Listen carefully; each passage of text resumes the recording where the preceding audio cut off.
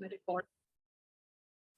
Today's session assessment, starting with every child is unique. This means that every person is important. Every newborn child has, is basically blessed with so many attributes of Allah. तो बंदाए मौला सिफात, ये कहा इकबाल ने।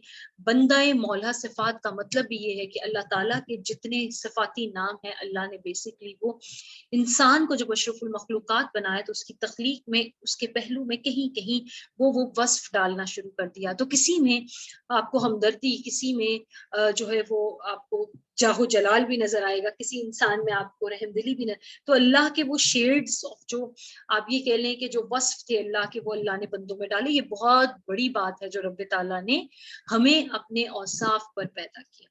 तो her child जो है वो बड़ा यूनिक है। पहली बात, हम कौन होते हैं जजमेंट करने वाले? हम इंसान उठ के कहें ये बच्चा लाइक, ये नलाइक, इसका जीरो, इसका ये। एक तो आज मैं टीचर से एक जगह एड्रेस कर रही थी, I talk to them that there ought to be no zero policy. This means के जीरो पॉलिसी खत्म करें। जीरो पॉलिसी ये है कि जीरो नहीं देना, फेल नहीं लिखना, ठीक है जी। फेल भी हम नहीं लिखेंगे, हम जीरो भी नहीं देंगे। देयर आर लेस पार्टिसिपेंट्स, किसी को कोई प्रॉब्लम तो नहीं आ रही? I think how many are there? 10. Aruj has not joined, Abdul Wahab has not joined. चलें, इनको हम वीडियो ऑडियो कोशिश करेंगे चली जाए इनकी रिकॉर्डिंग। ऑलराइट, सो हम बात कर रहे थे कि अल्लाह ने हमें अपने औसाफ पैदा की, तो हर बच्चे के अंदर बस मौजूद है। हम जजमेंटल नहीं हो सकते, और हमें ये जो हम फेल लिख देते हैं, इसकी जगह हमने वर्ड यूज किया ट्राई अगेन। असेसमेंट शुरू करने से पहले मैं एंड गोल पे आ रही हूँ। फिर हम जो जीरो देते हैं, हमने जीरो से बाहर निकलना है। तो इसीलिए असेसमेंट मुख्तलिफ किस्म की होती है, जैसे कि उन्होंने बात की कि असेसमेंट जो है वो फॉर्मेटिव भी होती है, वो समेटिव भी होती है। मैं एक रिकैप देती हूँ, reviewing the previous work. Placement assessment भी होती है। प्लेसमेंट ये होता है कि जो एंट्री टेस्ट नहीं होते, जैसे आपके एमकैट, ईकैट के एंट्री टेस्ट हैं, या आप उन्होंने कहीं ना कहीं प्लेस करना है। उसके बाद आर्मी के एंट्री टेस्ट हैं, मेडिकल के एंट्री टेस्ट हैं। एंट्री टेस्ट वाले टेस्ट होते हैं वो प्लेसमेंट टेस्ट कहलाते हैं, या प्लेसमेंट असेसमेंट होती है। फिर फॉर्मेटिव है। फॉर्मेटिव ये होता है कि लर्निंग बिहेवियर ओवरऑल देखा जाता है, और उसमें ये नहीं होता कि आपने किसी साल के आखिर में पर्चे लिए, बल्कि पूरा साल जो थोड़ा थोड़ा असेस करते हैं उसको फॉर्मेटिव कहते हैं। या पूरा दिन जो हम क्लास में असेस करते हैं उसको हम फॉर्मेटिव असेसमेंट कहते हैं। इसी तरह डायग्नोस्टिक असेसमेंट है। डायग्नोस्टिक असेसमेंट एक ऐसी असेसमेंट होती है, डायग्नोज करना, तशखीस करना। नाम से ही जाहिर है कि वो तशखीस करने के पहलू से ताल्लुक रखती है। अब तशखीस करना क्या है?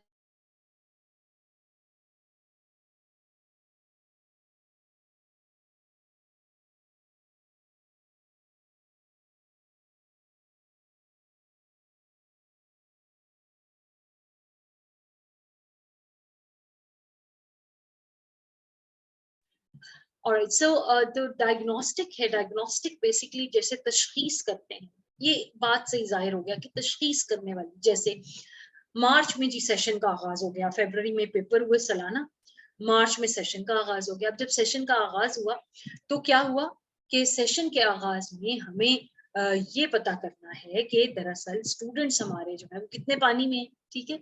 तो हम क्या करेंगे कि एक वर्कशीट बना देंगे जिससे हमें अंदाजा हो सके कि उनको प्रीवियस असेसमेंट। एक तो ये होता है कि पिछले असेसमेंट का रिजल्ट हम देखते हैं, एक है कि बच्चे आ गए, टीचर भी नया है, स्टूडेंट डिफरेंट आ गए।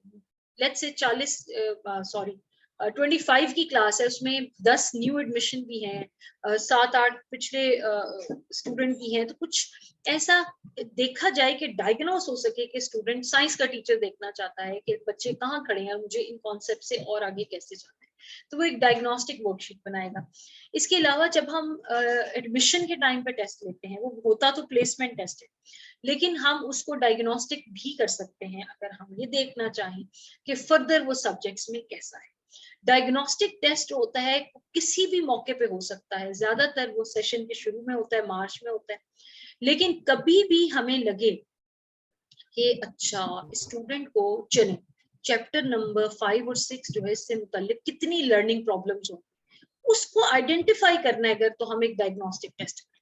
ठीक है, ये बिल्कुल ऐसे ही है जैसे डेंगू की तशखीस करनी है तो उसका एक टेस्ट हो जाएगा तो डेंगू है कि नहीं पता चल जाएगा, या आपको टाइफाइड का टेस्ट है तो वो आजकल इतने ये हो रहे हैं तो मेरे जहन में वो टेस्ट भी चल रहे हैं।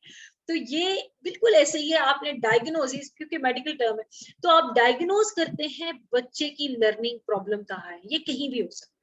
This is diagnostic. फिर है समेटिव। अब समेटिव टेस्ट या समेटिव असेसमेंट वो असेसमेंट होती है, टेस्ट तो एक टूल होता है ना, तो समेटिव असेसमेंट से मुराद ऐसी असेसमेंट है जो एक फुल फ्लेज असेसमेंट होती है, जो या तो चैप्टर के एंड पे होगी, या आपके मिड टर्म जो होते हैं, फर्स्ट टर्म होते हैं, या फाइनल टर्म, सेकंड टर्म, ये तमाम क्या होते हैं, ये बेसिकली क्या है आपकी समेटिव असेसमेंट। तो समेटिव के नाम से ही जाहिर है कि ये होलिस्टिक है, पूरी की पूरी सबमिशन, सब समरी, समेटिव, सबमिट करने वाला। तो सबको इकट्ठा करके जो हम असेसमेंट लेते हैं, चाहे वो चैप्टर पूरा इकट्ठा करके लें, end of course achievement check करने के लिए, वो समेटिव असेसमेंट है।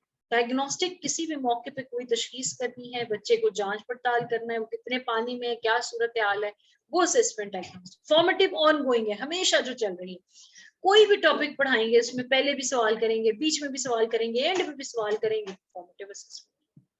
उसकी डिफरेंट एक्टिविटीज भी होती हैं, AFL टेक्निक्स होती हैं, उस पर भी हम बात करेंगे, वो आगे चल के आएंगे। तो ये सारी फॉर्मेटिव असेसमेंट है जो ऑनगोइंग है, जो चलती ही जा रही है, और वो मुसलसल लर्निंग के साथ साथ पैरेलल चलती है। लर्निंग असेसमेंट, लर्निंग असेसमेंट, थोड़ा सा पढ़ाया फिर असेस किया, थोड़ा सा पढ़ाया फिर असेस किया, कभी वर्कशीट दे दी, कभी सवाल जवाब लिखने को दे दिए, कभी ऑरल क्वेश्चन कर ली, सारी फॉर्मेटिव असेसमेंट। और प्लेसमेंट आपको मैंने बताया कि किसी किस्म का एंट्री टेस्ट होगा, प्लेसमेंट, ठीक है ना, GRE का टेस्ट लेके आपने जाना है जी, PhD के लिए जाना है, आपका ये प्लेसमेंट टेस्ट है। अगर आपने आर्मी का एंट्री टेस्ट, आपका प्लेसमेंट टेस्ट है। दीज आर प्लेसमेंट असेसमेंट्स, ठीक है। अच्छा, ये चार आपको भी क्लियर हुई असेसमेंट्स के चार modes? If it's clear, write yes in the chat box. If no, write no.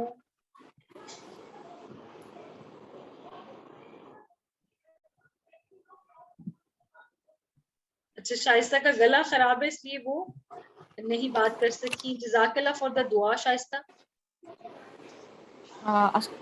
Ma'am, I would like to ask, जी do we please. have to go with all the type of assessments, or we can choose according to the need of the student? हम सभी करानी चाहिए, सभी होनी चाहिए। जब student की एंट्री होती है तो एंट्री टेस्ट होना चाहिए ना, असेसमेंट प्लेसमेंट की होनी चाहिए। हम करते हैं कि क्लास 3 में जाएगा या 4 में जाएगा, पेरेंट्स आके कहेंगे नहीं 4 में एडमिशन कराएं, तो हम कहते हैं नहीं ये 4 के लिए केपेबल नहीं, ये 3 में कराएं। अगर वो केपेबल ना हो तो ये प्लेसमेंट कर रहे होते हैं, फॉर्मेटिव भी आप कर रहे होते हैं, आपको पता नहीं है एक्चुअली, लेकिन फॉर्मेटिव आल्सो गोइंग ऑन। इसी तरह डायग्नोस्टिक भी होता है। डायग्नोस्टिक जहां जहां आपको, डायग्नोस्टिक हम कम करते हैं, वो ज्यादा करना चाहिए।